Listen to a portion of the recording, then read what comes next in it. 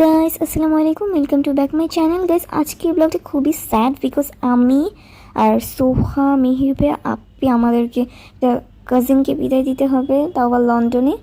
Guys আমরা যেহেতু অনেক দূরের পথে যাব তাই একটু ভালো করে পেট্রোল ভরিয়ে নিয়েছিল।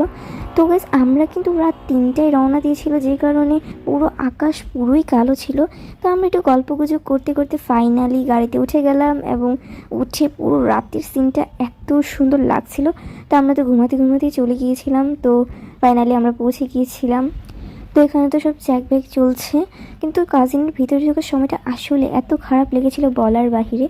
ওই সিনটা আসলে অনেক দুঃখজনক। তো বিদায় দেওয়ার পর আমরা সবাই মিলে 4-5টা একটু ঘোরাঘুরি করছিলাম, যেহেতু আমি ফার্স্ট টাইম এখানে এসেছি। আসলে অনেক দিন পর আমি বৃষ্টিতে ভিজেছি। এখানের ওয়েদারটাও অনেক দারুণ ছিল।